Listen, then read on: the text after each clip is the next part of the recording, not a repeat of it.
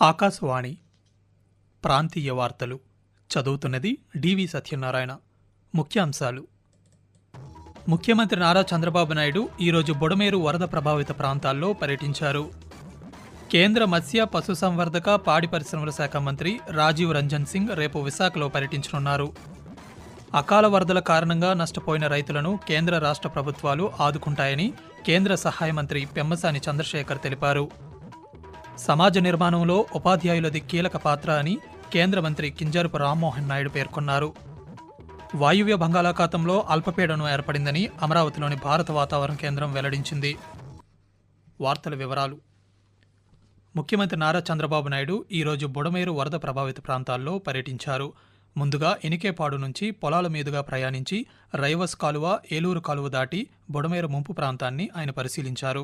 బుడమేరుకు పడిన గండ్లను పూడ్చే పనులపై ముఖ్యమంత్రి సమీక్ష చేపట్టారు. బుడమేరు డ్రైన్లో వరద ఉధృతి వివరాలను అధికారులను అడిగి తెలుసుకుని రానున్న రోజుల్లో తీసుకోవాల్సిన చర్యలపై చర్చించారు. అక్కడి నుంచి మధురానగర్ వెళ్లిన ముఖ్యమంత్రి ముంపు ప్రాంతాన్ని పరిశీలించారు. అలాగే దేవీనగర్, పసుపుతోట, సింగ్నగర్ గవర్నమెంట్ ప్రెస్ పరిధిలో కూడా ముఖ్యమంత్రి పర్యటించారు. కేంద్ర మత్స్య పశుసంవర్ధక పాడి పరిశ్రమల శాఖ మంత్రి రాజీవ్ రంజన్ సింగ్ రేపు విశాఖలో పర్యటించనున్నారు. మత్స్య సంపదను ప్రోత్సహించడంలో భాగంగా రొయ్యల పెంపకం, ఎగుమతులపై రేపు విశాఖపట్నంలో జరగనున్న కార్యక్రమానికి ఆయన అధ్యక్షత వహించనున్నారు.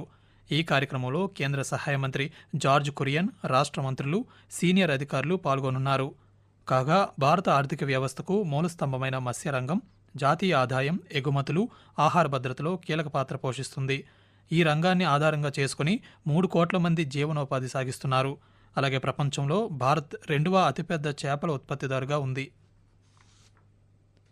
అకాల వరదల కారణంగా నష్టపోయిన రైతులను కేంద్ర రాష్ట్ర ప్రభుత్వాలు ఆదుకుంటాయని కేంద్ర గ్రామీణాభివృద్ధి, కమ్యూనికేషన్ శాఖల సహాయ మంత్రి పెమ్మసాని చంద్రశేఖర్ భరోసా ఇచ్చారు. ఈరోజు గుంటూరు జిల్లా కోల్లిపర, బొమ్మవానిపాలెం గ్రామాలలో ముంపుకు గురైన అరటి, పసుపు, నిమ్మ తదితర పంటలను పరిశీలించిన మంత్రి రైతులతో మాట్లాడి నష్టపోయిన పంట వివరాలను అడిగి తెలుసుకున్నారు. పంటలపై రైతులు పెట్టిన పెట్టుబడి, పంట బీమా, ప్రత్యామ్నాయ పంటలు తదితర అంశాలపై రైతులతో చర్చించారు. గత ప్రభుత్వ హయాంలో ఇసుక, మట్టి పరిమితికి మించి తవ్వటం వల్ల కట్టలు బలహీనపడి ఇంత నష్టం వాటిల్లిందన్నారు. ఇకపై ఇటువంటివి జరగకుండా సరైన ప్రణాళికతో ముందుకు వెళ్తామని, ప్రస్తుతం నష్టపోయిన రైతులకు కేంద్ర రాష్ట్ర ప్రభుత్వాల నుంచి వచ్చే సహాయం, బీమా మొత్తం వీలైనంత త్వరగా అందించి తరువాత పంటలకు విత్తన, ఎరువుల సబ్సిడీ వెంటనే వచ్చేలా చూస్తానని కేంద్ర మంత్రి వెల్లడిస్తూ, నష్టం అనేది చాలా బాధాకరం. ఇలాంటివి రాకుండా ఎవ్రీ ఇయర్ మేము కానీ మా నాయకులు కానీ అందరం రివ్యూలు చేసుకుని సిస్టమేటిక్ గా దాన్ని మెయింటెనెన్స్ మోడ్ లో తీసుకెళ్తాం. నష్టం జరిగినటువంటి రైతులు ఎవరైతే ఉన్నారో వాళ్ళకి రాష్ట్ర ప్రభుత్వం నుంచి వచ్చేటువంటి సహాయం, కేంద్ర ప్రభుత్వం నుంచి వచ్చేటువంటివి, మూడోది ఇన్సూరెన్స్ ఎంత వరకు మ్యాక్సిమం తీసుకురాగలమో ఈ 3 చేసి తర్వాత నెక్స్ట్ ఏ పంటలు అయితే వేయాలో వాటికి ఇమీడియట్ గా ఏమన్నా ఈ విత్తనాలకి సబ్సిడీ గానీ, ఎరువులకి సబ్సిడీ గానీ వచ్చే విధంగా చంద్రబాబు గారితో మా వంతుగా ఇంకోసారి చెప్తాం. అదేవిధంగా కేంద్ర ప్రభుత్వ దృష్టికి కూడా తీసుకువెళ్లి మా వంతు సహకారం మేము చేస్తాం తప్పకుండా.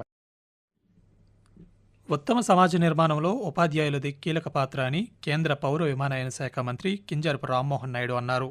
ఉపాధ్యాయ దినోత్సవం సందర్భంగా శ్రీకాకుళంలోని స్థానిక అంబేద్కర్ కళావేదికలో జరిగిన ఉత్తమ ఉపాధ్యాయ పురస్కార ప్రదానోత్సవ కార్యక్రమంలో కేంద్ర మంత్రి పాల్గొన్నారు. అనంతరం ఆయన మాట్లాడుతూ, డాక్టర్ సర్వేపల్లి రాధాకృష్ణన్ జన్మదినం రోజున ఉపాధ్యాయుల సేవలను గుర్తు చేసుకునే అవకాశం దక్కిందన్నారు. అటువంటి వారి ఆశయ సాధనకు అందరూ కృషి చేయాలన్నారు.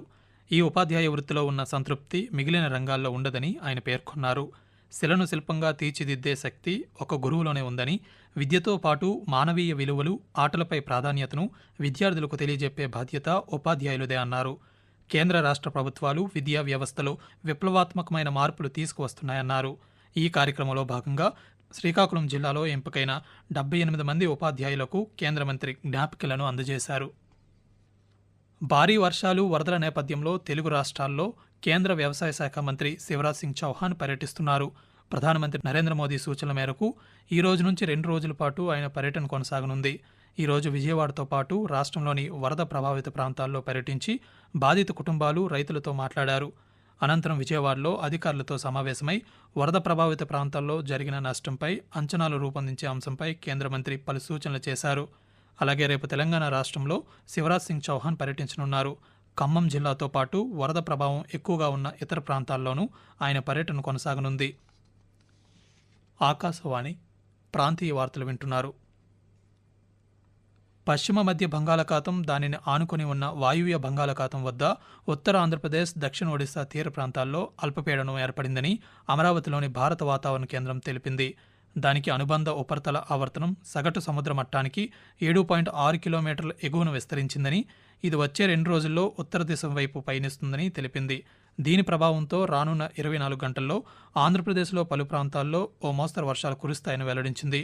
అక్కడక్కడ భారీ నుంచి అతి భారీ వర్షాలు పడే అవకాశం ఉందని వాతావరణ శాఖ అధికారి వెల్లడిస్తూ, ఉత్తర ఆంధ్రప్రదేశ్ మరియు యానాం రేపు భారీ వర్షాలు 1 లేదా 2 చోట్ల కురిసే అవకాశం ఉన్నది. దక్షిణ కోస్తా ఆంధ్రప్రదేశ్ ఈ రోజు మరియు రేపు తేలికపాటి నుంచి ఒక మోస్తరు వర్షము లేదా ఉరుములతో కూడిన జల్లులు అనేక చోట్ల కురిసే అవకాశం ఉన్నది. భారీ వర్షాలు 1 లేదా 2 చోట్ల కురిసే అవకాశం ఉన్నది. ఉరుములతో కూడిన బలమైన ఉపరితల గాలులు గంటకు 30 నుంచి 40 కిలోమీటర్ల వేగంతో వీచే అవకాశం ఉన్నది. ఆకాశవాణి విశాఖపట్నం కేంద్రంలోని ప్రాంతీయ వార్తా విభాగంలో casual news reader, casual broadcast assistant పోస్టులకు సంబంధించి దరఖాస్తులను ఆహ్వానిస్తున్నామని విభాగాధిపతి శ్రీ సాయి వెంపాటి ఒక ప్రకటనలో తెలిపారు. క్యాజువల్ న్యూస్ రీడర్ పోస్టుకు గుర్తింపు పొందిన విశ్వవిద్యాలయం నుంచి డిగ్రీతో పాటు తెలుగు, ఆంగ్ల భాషల్లో నైపుణ్యం, మంచి స్వరం కలిగి ఉండాలని స్పష్టం చేశారు. అలాగే రేడియో, టీవీ జర్నలిజంలో అనుభవం ఉండాలని, తెలుగు టైపింగ్తో పాటు కంప్యూటర్ పరిజ్ఞానం ఉండాలని తెలిపారు. 21 నుంచి 50 సంవత్సరాల మధ్య వయసు కలిగిన వారు ఈ పోస్టులకు దరఖాస్తు చేసుకోవచ్చన్నారు.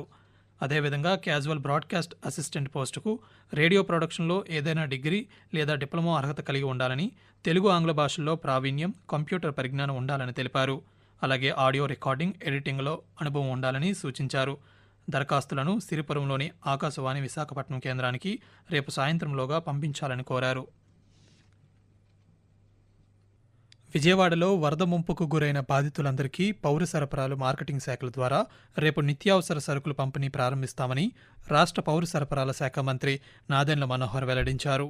ఈరోజు విజయవాడ కలెక్టర్ కార్యాలయంలో ఆయన పాత్రికేయులతో మాట్లాడుతూ, గతంలో ఎన్నడూ చూడని వరదలు చూశామని, కానీ ఈసారి వరదలతో ప్రజలు అనేక ఇబ్బందులు ఎదుర్కొన్నారని, బాధితులను ఆదుకునేందుకు రాష్ట్ర ప్రభుత్వ అధికార యంత్రాంగం అహర్నిశలు పనిచేసి సహాయ చర్యలు కొనసాగిస్తుందని తెలిపారు.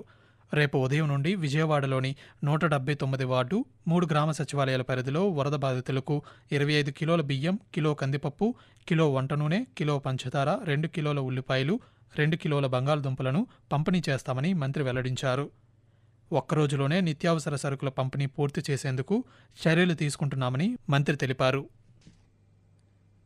చిత్తూరు జిల్లా కాణిపాకం వరసిద్ధి వినాయకుని బ్రహ్మోత్సవాలకు అన్ని ఏర్పాట్లు పూర్తి చేశామని దేవస్థానం కార్యనిర్వహణాధికారి పట్టెం గురుప్రసాద్ తెలిపారు.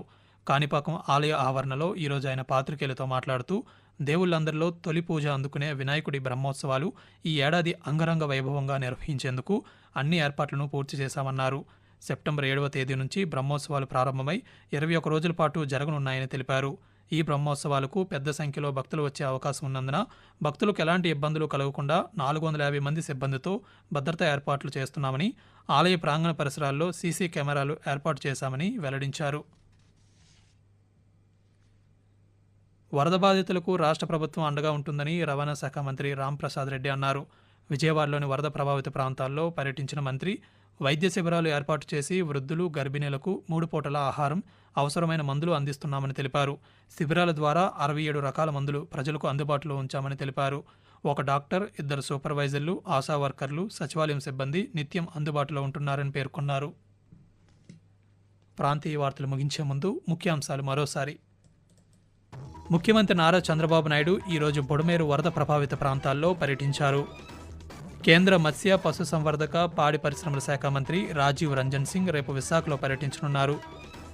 అకాల వరదల కారణంగా నష్టపోయిన రైతులను కేంద్ర, రాష్ట్ర ప్రభుత్వాలు ఆదుకుంటాయని కేంద్ర సహాయ మంత్రి పెమ్మసాని చంద్రశేఖర్ తెలిపారు. సమాజ నిర్మాణంలో ఉపాధ్యాయులది కీలక పాత్ర అని కేంద్ర మంత్రి కింజరపు రామ్మోహన్ నాయుడు అన్నారు. వాయువ్య బంగాళాఖాతంలో అల్పపీడనం ఏర్పడిందని అమరావతిలోని భారత వాతావరణ కేంద్రం వెల్లడించింది. ఆకాశవాణి ప్రాంతీయ వార్తలు ఇంతటితో సమాప్తం.